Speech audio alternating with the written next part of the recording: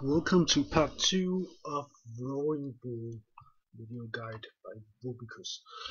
The first thing we're going to do is we're going to take out this camp here because it is in the way of the block we're going to do when attacking this tower. Now I heard that you can actually block this camp too, but all the ways I thought about doing this have seemed rather unsafe, so I will not be doing that. I will simply kill it. And I will be using my ninja to do so, and with the following setup: 64 recruit, 71 bowman, and 85 crossbowmen. So let's get that attack going. Meanwhile, when we're going sorry, when we're going to attack this tower, we will need to block this camp because this is the only other camp which actually is in the way of our attack. These camps down here, if I can click on it, won't actually be in the way of our attack. And we're going to use a regular general, and we're going to use the following setup: 72 elite soldiers and 182 cavalrymen. And I'll place the camp here at the edge in the opposite end of the ninja. I will return when this general is done with his kill and is ready for attacking the second tower. Right, I'm now ready to attack the tower. I'm going to take this regular general and attack the camp down here that we want to block, and then I'm going to take my ninja and attack this tower. I will talk about the setup when the generals are a bit closer to the target. And we are back, and you can see now the regular general is about to attack, and he does that before the ninja enters the red zone. So there is now free access to this tower, and I'm attacking the tower with the following setup: 57 recruits, 88 regular bowmen, 74 crossbowmen, and 1 cannon. The block is done by 72 elite soldiers and 128 cavalrymen. Now, to explain why I'm using the following setup, why is there 1 cannon in? Well, the cannon is there basically to make the pull down of the tower go faster. The actual fighting won't take too long, but camps have different amounts of hit points. The fighting is actually done now. I killed all the units in there, and you can tell that by this bar being up. This bar represents the pulling down of the tower. Unlike regular camps, a witch tower has 2000 hit points. And the way it works is that each unit type that survived, I don't actually know how many units are left there, but I'm guessing, okay, we can see that now. 1 bowman survived. So for the pull down phase, I had 3 attacks per round, actually 4 attacks. I had the general himself, and I had the bowman, I had the crossbowman, and I had the cannon doing damage. And it's not the amount of units you have in there, it's the different types that survive a battle. So 1 crossbowman would do the same kind of damage to the tower that all the 74 crossbowmen are doing now. The trick about cannons is that, as you can tell, they have a bonus to damage buildings. It means that they do double damage when pulling down a building. So instead of doing 60 to 120 damage per round, a cannon will do 120 to 240 damage per round when pulling down a tower. So if you want a building to go down faster, adding just 1 cannon to a setup is a really good thing. Now we're going to put our camps in position for the final attack, and once that is done I will return once they reach their position. And the first general I'm gonna place him just in front of this little tree here. And the second regular general I'm going to place is one step behind this tree here. And then I'll be placing my ninja, and I will make his setup with one recruit. And I will place him, I'll scroll in so you can better see it, just behind the trees here. And finally I will bring down the major, and I'll change this setup once he arrives, and I will place him here next to this one. Now technically these two generals are moved one flag too close to the optimal position, and the reason I'm doing that is simply that it takes me a certain amount of time from when I attacked the tower to go back and click on this camp and then click on the tower again, and that's roughly one flag's movement worth of time. So I have no issue with just sending them right after each other from this position, but from a strictly technical viewpoint, if you could send these two camps at exactly the same time, you would want either this camp moved one step back or this camp to be moved one step ahead, and the same with this and this. Right, we will return when the generals are ready for their position and ready to attack. Right, and the camps are now in position, and the first thing we're going to do is to make a suicide hit with the ninja on the tower.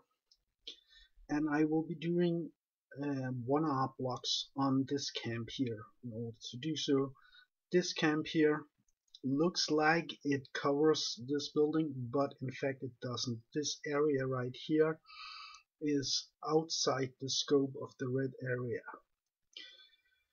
So we'll be sending the attacks now. And as I said, even though this camp is technically one flag too close to this camp, the time it took me from having attacked with this camp to go back here and to click there means that this attack is being sent a little bit later, and the position between the two generals is working out perfectly still. I will make a shortcut here until the generals are a bit closer, and then I will return. Alright, I got in a little bit too late, but as you see, it worked. The ninja is now attacking this camp, and my other general here fought and died and is on his way back. Now, your ninja will do either 450 or 500 damage, splash damage to the weakest units, and the weakest units in this tower are the shadow stalkers, and after that it is the fire dancers, and it will kill all the shadow stalkers and some of the fire dancers. And if you get the 500 hits worth of damage, then there will be left 62 fire dancers in the tower, and if you do the one with 450 damage, it will leave 64. So this is what we will be looking at now, and as you can see, it did the 500 worth of damage because there's 62 fire dancers left. This has implication on how you want to do the setup for the Major General. Now, since there's only 62 left, we will need 123 recruits, 1 elite soldier, 1 cannon. Actually, the cannon is needed, but it's just nice to have this pull down go a little bit faster, and 136 crossbowmen and 9 cavalrymen. And this is the block that you will go for 80% of, not block, this is the final hit you will be going for 80% of the time. And it's a setup again if after the ninja attacks you have 62 fire dancers left. However, if you have 64 left, you will use a slightly different setup. You will only use 5 cavalrymen, and you will use 126 recruits and 137 crossbowmen. So this is the setup you will be needing if 64 fire dancers had survived. I'm sorry, I'm slipping over my tongue here. And I also apologize for my accents. It's absolutely horrid, and it's strange because in my mind I speak with a perfectly British accent, or rather I think with a perfectly British accent. However, it doesn't sound like that at all when I hear my voice. I also have strange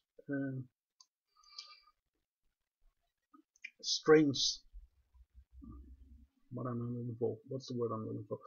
I also have a very strange way of saying 30 and 50 and so on. And sorry, English is not my native language, and you'll just have to live with the accent. I will return when ready to send off the final attack. Right, and we're back and we're ready to do the final attack, and I'm doing that as we speak, or as I speak rather. And again, I will return when the generals are a bit closer because there's only 2.5 minutes left of this. Right, and we're here, and the general have just about arrived, and he will start fighting now. And you can see my major is at the edge of the red area, and now he's passing through it safely. And once he reaches this point here, he's clear. Now he's safe. And he will continue and walk towards this tower and attack it and kill it. Here we go. And again, as I said, because there's only 62 fire dancers, I made the following setup: 123 recruits, 1 elite soldier, 9 cavalrymen, 136 crossbowmen, and 1 cannon. And the battle is now going. And shortly he should start pulling down the tower. Again, you don't actually need the cannon for this because you're not trying to beat a method 2 block here. You're safe, but I just like it to go a bit faster. And right, as soon as this is done, we're actually ready to finish this adventure. However, I am awaiting somebody who bought a loot spot to arrive and make a kill on one of these camps, and so we will not actually be clicking the quest complete button. Instead, I will return to my own island, and yes, that's it. As you can see now, the adventure is over, even though we still got all these other sectors left untouched. And this is, by the way, a nice thing, that you can finish it without having your loot spotters making kills yet, and just have them go ahead and finish the adventure once they arrived and both made their kills. So you can sit back, relax, enjoy, and wait for the loot. Of course, make sure that you don't have one loot spotter finishing it before the other one arrived and they both made their kills. I'm done now.